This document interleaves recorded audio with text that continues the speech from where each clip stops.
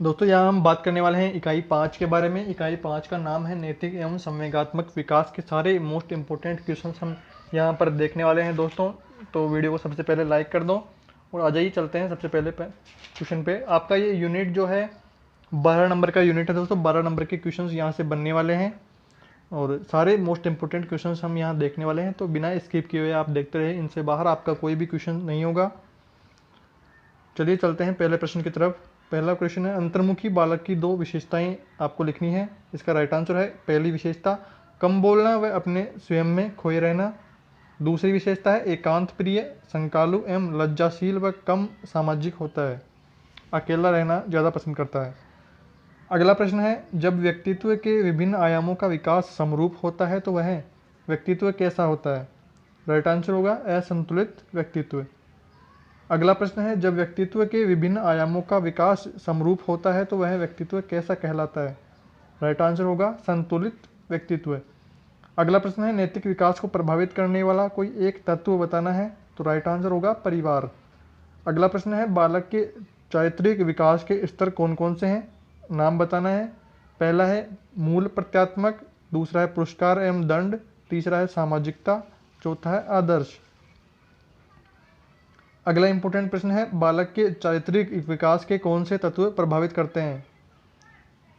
पहला जो प्रभावित करने वाला जो तत्व है, पहला है पारिवारिक वातावरण, दूसरा है दंड व पुरस्कार, तीसरा अनुशासन, चौथा है विद्यालय का वातावरण। अगला प्रश्न है, व्यवहारवादी सिद्धांत के दो प्रतिपादकों के नाम लिखना है। 2015 में आपका ये क्वेश्चन आया हुआ है एग्जाम में। इसका राइट आंसर है जीन पियाजे और दूसरा है कोहलबर्ग। दो प्रतिपादकों के नाम लिखने हैं, तो पहला है जीन पियाजे, दूसरा है कोहलबर्ग। और अगला प्रश्न है, ओलपोर्ट की सीखने के संदर्भ में क्या धारणा है? ओलपोर्ट का सीखने के संदर्भ में मानना था कि सीखना तभी होता है जब व्यक्ति की उसमें स्वयं की भागीदारी पूर्ण रूप से हो, वह उसमें रुचि लेकर कार्य करे। किसी चीज़ को सीखने में निष्क्रिय भागीदारी उतनी प्रभावशाली नहीं होती जितनी आपसी सक्रिय भागीदारी होती है। तो ये सही बात कही है। अगला प्रश्न है इंपॉर्टेंट, व्यक्तित्व के संबंध में रोजर्स की धारणा बताना है। कोल आर रोजर्स का मानना था कि बच्चे के आसपास का वातावरण उसे स्वयं का अस्तित्व बनाने में मदद करता है। उनका कहना था कि जैसे हमारी स्वयं के बारे में जो अवधारणा होती है उसी तरह हम दुनिया को भी देखते हैं। अर्थात यदि हम स्वयं के प्रति सकारात्मक होंगे तो वह सभी के प्रति सकारात्मक रवैया अपनाएंगे। अगला जो इम्पोर्टेंट प्रश्न है, रोजर्स के अनुसार मानव विकास के लिए कौन कौन से वातावरण कारक उत्तरदायी होते हैं? पहला है खरापन, जीनियसनेस। यदि व्यक्ति अपनी भावनाओं में भलीभांति परिचित हो तो वह पारदर्शी रूप से स्वयं का विकास करता है। अगला है स्वीकारना, एक्सेप्टिंग। व्यक्ति को स्वीकार करना और समर्थन देना, चाहे वह कैसा भी हो, ये मानते हुए कि हर एक के जीवन में कभी न कभी विफलताएं आती है। तीसरा पॉइंट है इसका सहानुभूति, एम्पैथी। सिंपैथी के लिए अपने अनुभवों, मतों, मूल्यों के अलग करते हुए सहानुभूति एवं दूसरे को उसके नज़रिए से समझना। अगला इंपॉर्टेंट प्रश्न दोस्तों, वेरी इंपॉर्टेंट क्वेश्चन दोस्तों, इस पर आने के पूरे चांसेस इसके, बच्चों का अध्ययन क्यों आवश्यक है? 2016 में आया हुआ क्वेश्चन है और इस बार आने के पूरे चांसेस बनते हैं इस क्वेश्चन के। इसका राइट आंसर होगा बच्चों को जानना, उनकी रुचियों का जानना, उनकी समस्याओं का समाधान करना, उनके दृष्टिकोण और अभिवृत्तियों को पहचानना। इस हेतु शिक्षक को बच्चों का अध्ययन करना और बच्चों के तरीकों का ज्ञान होना आवश्यक है ताकि शैक्षिक वातावरण में विद्यार्थी को भली भांति समझकर उसकी परिस्थितियों के अनुकूल शिक्षण प्रविधि का उपयोग कर शिक्षण में उसकी सहायता करना एवं उसके अच्छे भविष्य का निर्माण करने में पूर्ण सहयोग कर सके। अगला प्रश्न है, बालक में क्रोध व आक्रामकता संवेगों की उत्पत्ति के कारण लिखना है। 2017 में आया हुआ क्वेश्चन है ये। यह प्रवृत्ति क्रोध नामक संवेग से उत्पन्न होती है। इस मूल प्रवृत्ति का विकास 8-9 वर्ष की अवस्था में होता है। किसी क्रिया की संतुष्टि में बाधा पहुंचती है तो क्रोध उत्पन्न होता है। यह तीव्र रोष के रूप में भी हो सकता है और कभी सामान्य खोज और चिढ़ के रूप में भी यह कभी कभी भय या दुख की भावनाओं से मिश्रित ईर्ष्या में और कभी भय से मिश्रित घृणा में भावना में भी पाया जाता है। अगला जो प्रश्न है, अभिभावकों के लिए संवेगों का ज्ञान होना आवश्यक है, स्पष्ट कीजिए। 2015 में आया हुआ क्वेश्चन है ये। अभिभावकों को संवेगों का ज्ञान होना जरूरी है जिससे वे बच्चे के विकास को सरल बना सकते हैं। संवेग से अभिभावक निम्न प्रकार लाभ उठा सकते हैं। पहला लाभ है, संवेगों का लाभ उठाकर वह बच्चों के जीवन को सरस बना सकते हैं। दूसरा है, नवीन ज्ञान देने में उसे संवेगों में सहायता मिलती है। तीसरी जो लाभ है, बच्चों को पढ़ने के प्रति उत्साहित कर सकते हैं। चौथा है, संवेगों के संतुलित विकास से स्थायी भावों का विकास होता है। पांचवा है, अवांछित संवेगों को उचित दिशा में मोड़ा जा सकता है। छठा है, संवेगों के द्वारा ही बच्चों में अच्छी आदतों एवं चरित्र का निर्माण किया जा सकता है। अगला प्रश्न दोस्तों वेरी इंपॉर्टेंट, क्या संवेग का मूल प्रवृत्ति से सीधा संबंध है? यदि हाँ तो प्रमुख संवेगों एवं उनकी मूल प्रवृत्ति को बिंदुवार स्पष्ट कीजिए। डीएलएड 2018 में आया हुआ क्वेश्चन है ये, और इसके अथवा में है संवेग क्या है, मूल प्रवृत्ति से इनका क्या जुड़ाव है, समझाना है। और इसके अथवा में है संवेग क्या है, स्पष्ट कीजिए। ये क्वेश्चन डीएलएड 17 में आया हुआ है। डीएलएड 17 में आया हुआ क्वेश्चन है ये, और डीएलएड 18 में भी आया है। तो इसका दोस्तों एक ही अर्थ निकलता है कि आपके पिछले साल के प्रश्न भी आपके रिपीट हो सकते हैं। तो आप हमारे चैनल पर प्लेलिस्ट में जाकर के सारे पिछले ईयर के पेपर्स के वीडियो देख सकते हैं, और 100% दोस्तों आपको काफ़ी क्वेश्चंस उनमें से देखने को मिलेंगे, तो आप उनको ज़रूर से देख लें। चैनल के डिस्क्रिप्शन में इसका राइट आंसर है, संवेद उद्दीपन के परिणाम स्वरूप होता है। इसका आधार मनोविज्ञान है। संवेग की उपस्थिति से शारीरिक क्रियाओं में व्यवहारिक परिवर्तन होते हैं। सामान्यतः कई लोग भावना, फीलिंग एवं संवेग, इमोशन को एक ही मानते हैं या फिर भावना को ही साधारण शब्दावली में संवेग कहते हैं, परंतु ऐसा नहीं है। सभी व्यक्तियों में भावनाएं मौजूद हैं। ये भावनाएं परिस्थिति विशेष में उद्दीपन हो जाती है, अर्थात संवेग के लिए परिस्थिति का होना आवश्यक है। दूसरी तरफ संवेगों का सीधा संबंध मूल प्रवृत्ति से भी है, क्योंकि मूल प्रवृत्ति व्यवहार का आधार है। मूल प्रवृत्ति के साथ एक भावना जुड़ी रहती है, क्योंकि भावनाओं की उद्दीप्त अवस्था ही संवेग है। अतः हम कह सकते हैं कि संवेग मूल प्रवृत्ति से सीधा जुड़ा हुआ होता है। मूल प्रवृत्ति तथा संवेग के जुड़ाव को समझने के लिए मैकडूगल द्वारा निम्नलिखित प्रदत्त तालिका में इसे वर्णित किया गया है।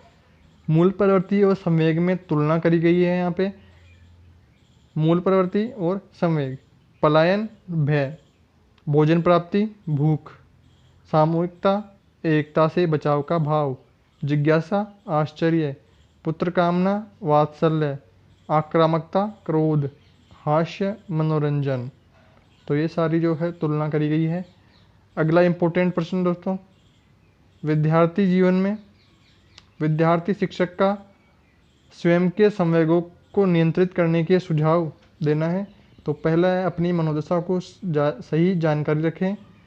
दूसरा है, मनोदशा या मूड को प्रभावित करने वाले कारकों को पहचानें एवं उनसे दूर रहें। तीसरा है, अपनी सोच सदैव सकारात्मक रखें। चौथा है, अपनी भावनाओं पर नियंत्रण रखें एवं परिस्थिति अनुसार सुनियोजित करें। पांचवा है, कुशाग्रतापूर्वक अंतर्निहित ऊर्जा का प्रयोग सृजनात्मक कार्यों में करें। अगला है, स्वयं की अच्छी बातों को जानें एवं उन्हें बढ़ाने का प्रयास करें। अगला प्रश्न दोस्तों वेरी इंपॉर्टेंट, व्यक्तित्व से आप क्या आशय है? आत्म प्रत्यय को स्पष्ट करना है। 2018 डीएलएड में आया हुआ क्वेश्चन है ये, और इसके अथवा में जो है व्यक्तित्व से क्या तात्पर्य है स्पष्ट करना है। ये प्रश्न डीएलएड 17 में आया हुआ है, और व्यक्तित्व के संबंध में आत्म प्रत्यय को समझाना है, स्पष्ट करना है। ये प्रश्न 2016 में आया हुआ क्वेश्चन है दोस्तों। आप स्पष्ट रूप से आप यहाँ पर देख पा रहे होंगे। तीनों सालों में दोस्तों ये क्वेश्चन रिपीट हुआ है, और इस बार भी दोस्तों क्वेश्चन आता है तो आएगा ही दोस्तों। पिछले साल के पेपर्स में से दोस्तों काफ़ी क्वेश्चंस आपके मिलने वाले हैं, तो आप ये प्रूफ देख सकते हैं। तो आप पिछले साल का पेपर ज़रूर से देख लें। पिछले साल के पेपर के सारे वीडियोज़ हमारे चैनल के प्लेलिस्ट में बने हुए हैं, तो आप वहाँ जा कर के देख सकते हैं। इसका राइट आंसर होगा व्यक्तित्व शब्द अंग्रेजी के पर्सनैलिटी शब्द का पर्याय है। पर्सनैलिटी शब्द लैटिन भाषा पर्सोना से लिया गया है, जिसका अर्थ वेश बदलने से लिया गया है, पर वास्तव में व्यक्तित्व व्यक्ति के रूप, गुण, प्रवृत्तियाँ, सामर्थ्यों आदि का संगठन है। वह व्यक्ति और पर्यावरण को परस्पर अंतःक्रिया का परिणाम है। व्यक्तित्व उसके विशेष लक्षणों का योग मात्र न होकर उसका विनिष्ट संगठन है। वह व्यक्ति के व्यवहार का समग्र गुण है। आत्मप्रत्यय व्यक्ति को स्वयं के प्रति प्रतिधारणा, अपने बारे में गुण, योग्यता, व्यवहार, अभिवृत्ति आदि में संबंध में यह मत रखता है, उसे आत्मप्रत्यय कहते हैं। व्यक्ति की स्वयं के प्रति धारणा या मत रखना आत्मप्रत्यय कहलाता है। आत्मप्रत्यय व्यापक रूप से व्यक्ति के आत्मज्ञान, आत्मसम्मान, आत्म प्रतिबिंब, आत्म परिचय को सम्मिलित करते हुए देखा गया है। इसमें व्यक्ति के शारीरिक, मानसिक गुण, योग्यताएं, व्यवहार, कार्य को समग्र रूप से आत्म प्रत्यय कहा जाता है। बचपन में यह दूसरे सदस्यों द्वारा निर्मित की जाती है, लेकिन परिपक्वता बढ़ने पर अपने अनुभवों और सीखने का दायरा बढ़ने लगता है। वह आत्मनिर्भरता की ओर अग्रसर होकर अपनी छवि स्वयं निर्भर करता है। अगला प्रश्न दोस्तों वेरी इंपॉर्टेंट, शिक्षक के लिए बच्चों में नैतिक विकास की प्रक्रिया को समझना क्यों आवश्यक है? 2016 डीएलएड में आया हुआ क्वेश्चन है ये। विकास के दौर से गुजरते हुए बच्चों को अपने शिक्षकों का स्नेह, उनकी सीख बच्चों के जीवन में नैतिकता का पाठ पढ़ाती है। इस कार्य में शिक्षकों की महत्वपूर्ण भूमिका है। बच्चों के व्यवहार में उभरने वाले सकारात्मक संवेगों को समझते हुए शिक्षक उन संवेगों का मार्गांतरीकरण करते हैं। बच्चों को अपनत्व के साथ उनके विचार सुनने एवं रखने की स्वतंत्रता दी जाए।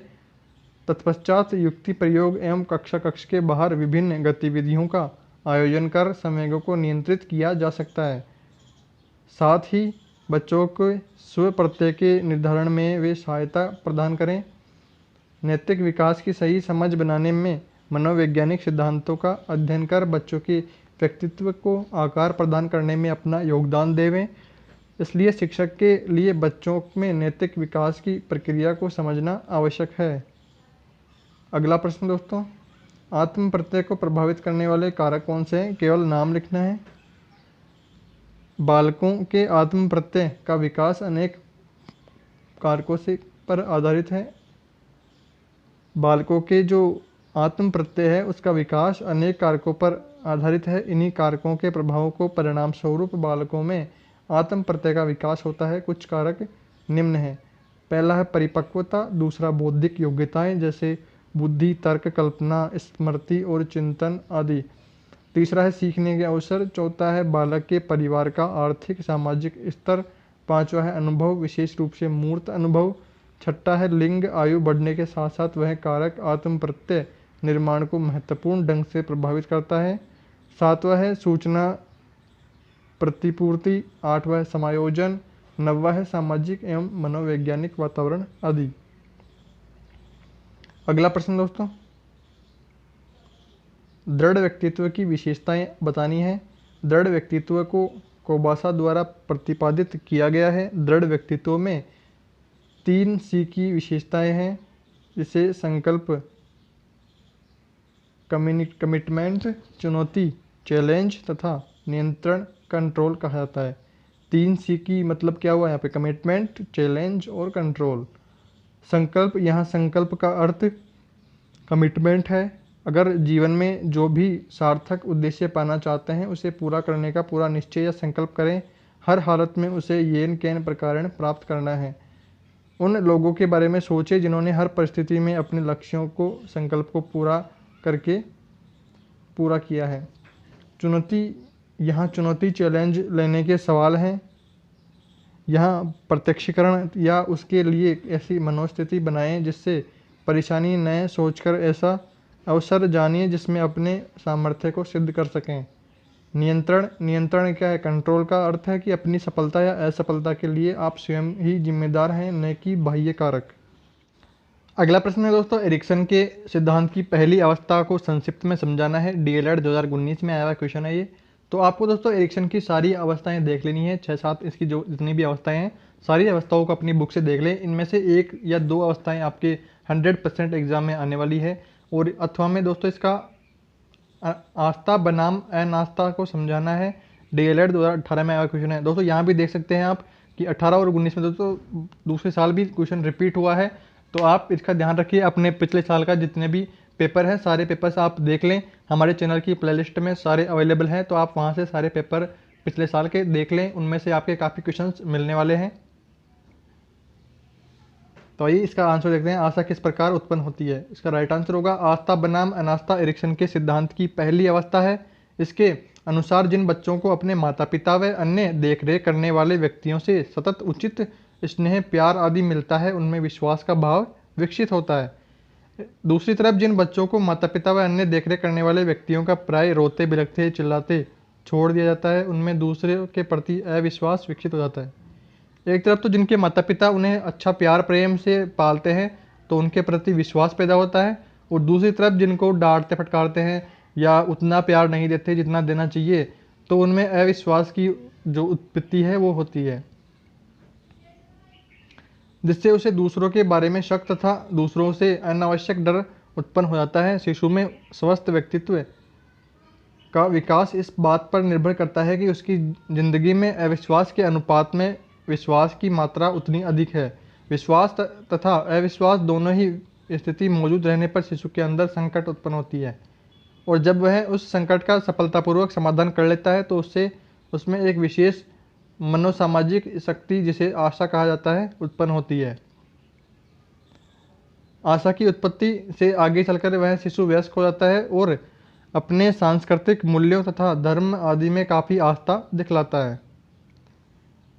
अगला जो प्रश्न है, एरिक्सन के सिद्धांत की 5वीं अवस्था भूमिका बनाम संशय को समझाना है। DLED 2018 में आया हुआ क्वेश्चन है ये, और इसके अथवा में है एरिक्सन की भूमिका बनाम भूमिका संशय अवस्था की विशेषताएं बताना है, और इसके अथवा में एरिक्सन के ने पहचान की संज्ञा किसे दी है। तो एरिक्सन का दोस्तों 100% एक क्वेश्चन आने वाला है, तो आप उसे थोड़ा सा ध्यान से देख ले।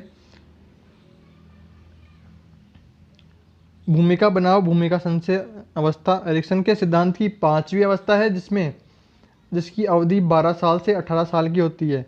यह किशोरावस्था की अवस्था होती है। इस अवस्था में किशोरों में यह जानने की प्राथमिकता बनी होती है कि वे कौन हैं, वे किस लिए हैं और वे अपनी ज़िंदगी में कहाँ जा रहे हैं। इसे एरिक्सन ने पहचान की संज्ञा दी है। किशोर को बहुत सारी भूमिकाएं करनी होती हैं एवं वयस्क स्थिति निभानी पड़ती है। एक स्वस्थ पहचान बनाने रखने के लिए किशोरों को भिन्न भिन्न दिशाओं में भिन्न भिन्न राहों का अन्वेषण करना होता है। अगर किसी कारण से किशोर भिन्न भिन्न भूमिकाओं का अन्वेषण नहीं कर पाते हैं और एक भविष्य का रास्ता नहीं निश्चित कर पाते हैं, तो वे अपनी पहचान के बारे में संभ्रांति को स्थिति में होते हैं, तथा जब पहचान बनाम संभ्रांति के संकट का सही समाधान कर लेते हैं तो उनमें एक विशेष मनोसामाजिक गुण साइकोलॉजिकल वर्च्यू उत्पन्न होता है, जिसे कर्तव्यपरायणता फिडेलिटी की संज्ञा दी गई है। इसके परिणाम स्वरूप किशोर छात्रों में समाज के नियम व आदर्शों के अनुरूप व्यवहार करने में उन्मुखता बढ़ जाती है। एरिक्सन की आत्मीयता बनाम अकेलापन अवस्था की विशेषता को इंगित करना है। अथवा में है एरिक्सन के अनुसार प्यार क्या है। अथवा में है किस स्थिति में व्यक्ति दूसरों के साथ धनात्मक संबंध बनाता है, सकारात्मक व्यवहार करता है।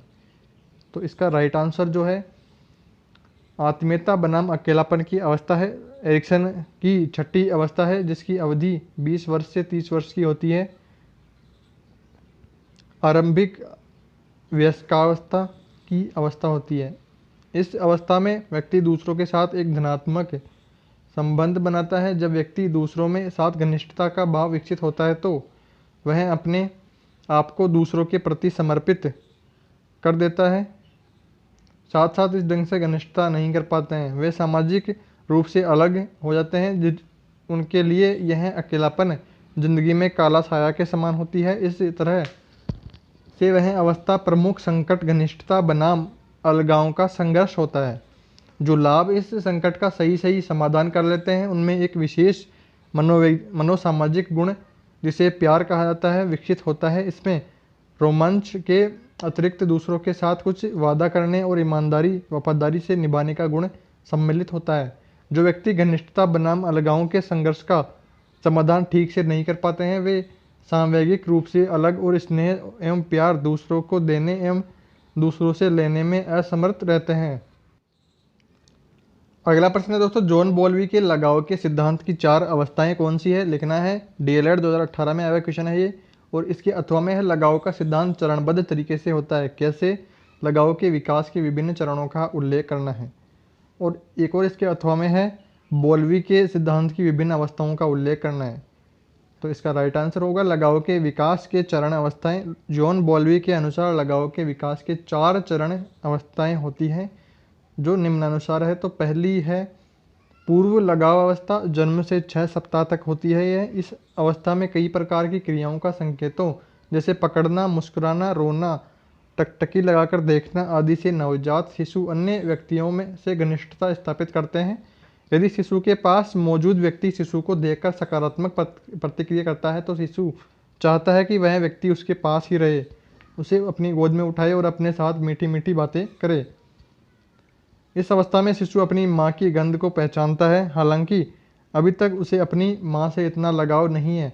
माँ यदि किसी अनजान व्यक्ति के साथ उसे छोड़कर चली जाए तो तब उसे यह एहसास नहीं होता। दूसरा है इसका लगाव निर्माण की द्वितीयक अवस्था, 6 से 8 माह। इस चरण में शिशु परिचित एवं अपरिचित व्यक्तियों को देखकर एक विशेष प्रकार की प्रतिक्रिया करता है, जैसे मुस्कुराना, हंसना, किलकारी मारना, मुंह से बुलबुले निकालना आदि। जब वह अपनी माँ से अंतःक्रिया करता है, तब माँ के गोद में लेने पर वह बिल्कुल शांत हो जाता है। शिशु माता के साथ अंतःक्रिया करता है, जिससे उसे एक सुखद अनुभूति होती है। शिशु यह समझते हैं कि उनके द्वारा ही कई प्रतिक्रियाओं से उनके परिचित प्रश्न होते हैं। परिणाम स्वरूप शिशु के अंदर एक प्रकार की आशा जागृत होती है कि उसे उनके परिचित उनके पुकारने पर सकारात्मक प्रतिक्रिया देंगे। अभी तक की स्थिति में शिशु माता पिता से अलग होकर यदि किसी परिचित के पास जाता है तो वह उसका विरोध नहीं करता है, किंतु जब वह किसी परिचित से अपरिचित के पास जाता है तब वह विरोध करता है। तीसरी अवस्था है लगाव की पूर्ण अवस्था, 8 माह से 2 वर्ष तक। इस अवस्था में बच्चों को परिचित व अन्य बच्चों से पूर्ण लगाव होता है एवं इनके अलग होने पर शिशु में दुश्चिंता उत्पन्न होती है। यह दुश्चिंता 6 माह के बाद से ही शिशु में उत्पन्न हो जाती है। इस प्रकार शिशु में यह समझ विकसित होने लगती है कि उसके माता पिता उसके साथ रहें। इस अवस्था के बड़े शिशु 2 वर्ष अपने माता पिता के साथ उपस्थित रहने की जिद करते हैं। वे अपनी माँ को एक सुरक्षित आधार मानते हैं, जिससे उनको भावनात्मक सहायता भी मिलती है। चौथी जो अवस्था है संबंधों के प्रति प्रतिक्रिया के निर्माण की अवस्था, 2 वर्ष से अधिक की आयु में शिशु में भाषा का विकास हो जाता है। जब शिशु अपने परिचितों को शब्दों के द्वारा अपनी बात कहता है, तब इस अवस्था में बच्चे संरक्षक से अपनी बात जिद करके मनवा सकते हैं, ना कि स्वयं अपना अथवा संरक्षक को शारीरिक क्षति पहुंचाकर। बॉल्वी के अनुसार इन 4 अवस्थाओं में बच्चों को जो अनुभव प्राप्त होते हैं, उन्हें वह संरक्षक के प्रति स्नेह संबंध बनाता है, जिससे यदि एक बार यह संबंध पूर्ण रूप से स्थापित हो जाता है तो अब इन बच्चों को संरक्षक के साथ रहने व उसके नज़दीकी बढ़ाने अथवा न बढ़ाने का भी इन संबंधों पर असर नहीं पड़ता। इस प्रकार बच्चे एवं माता पिता का संबंध बच्चे के व्यक्तित्व का एक महत्वपूर्ण अंग बन जाता है। अगला इम्पोर्टेंट क्वेश्चन दोस्तों, व्यक्तित्व विकास के निर्धारक तत्वों के बारे में विस्तार से लिखिए। डीएलएड 2015 में आया हुआ क्वेश्चन है ये। व्यक्तित्व विकास के निर्धारक लिखना है। व्यक्तित्व के निर्धारक से तात्पर्य कुछ ऐसे कारकों से होता है जिनसे व्यक्ति का विकास प्रभावित होता है। ऐसा व्यक्तित्व विकसित करना जिससे जीवन के किसी क्षेत्र में आने वाली परेशानियों से छुटकारा पा सके। मनोवैज्ञानिकों ने कारकों को 2 भागों में बांटा है। कुछ कारक ऐसे हैं जिनका संबंध व्यक्ति की आनुवांशिकता या जैविक प्रतिक्रियाओं से होता है। इस तरह से कारकों को जैविक कारक कहा जाता है। कुछ कारक ऐसे हैं जिनका संबंध व्यक्ति के वातावरण से होता है। जन्म के बाद व्यक्ति का किसी समाज या संस्कृति के वातावरण में पालन पोषण किया जाता है, अतः वातावरण से संबंधित किसी भी कुछ ऐसे कारक होते हैं जो व्यक्ति के विकास को प्रभावित करते हैं। यहाँ हम देखेंगे कारक कौन कौन से हैं। व्यक्ति के विकास के जो निर्धारक कारक हैं, जैविक कारक, आनुवंशिक कारक या फिर पर्यावरण कारक। जैविक कारक में पहला है शारीरिक संरचना या शारीरिक स्वास्थ्य, दूसरा है शरीर रसायन एवं अंतःस्रावी ग्रंथियाँ, तीसरा है स्नायु मंडल तंत्रिका तंत्र। और पर्यावरणीय कारक में 3 आते हैं, सामाजिक कारक, आर्थिक कारक, सांस्कृतिक कारक। सामाजिक कारक का पहला है माता पिता की भूमिका, दूसरा है परिवार के सदस्यों का आपसी संबंधी, तीसरा है जन्म क्रम, चौथा है स्कूली प्रभाव, पांचवा है पास पड़ोस, छठा है सामाजिक संस्कृति। और आर्थिक कारक और सांस्कृतिक कारक का पहला है रहन सहन, रीति रिवाज, वेशभूषा, परंपराएं। तो दोस्तों ये थे इकाई 5 के जो सारे मोस्ट इंपोर्टेंट क्वेश्चंस हैं, उनके बारे में हमने इस वीडियो में बात कर चुके हैं। हम इनसे बाहर आपका कोई भी क्वेश्चन नहीं होगा। वीडियो को लाइक कर दें, अपने सभी दोस्तों में शेयर कर दें और चैनल को सब्सक्राइब कर दें। हमारे चैनल पर दोस्तों BSTC से रिलेटेड हर प्रकार की अपडेट प्रोवाइड करवाई जाती है, तो चैनल को सब्सक्राइब करना ना भूलें।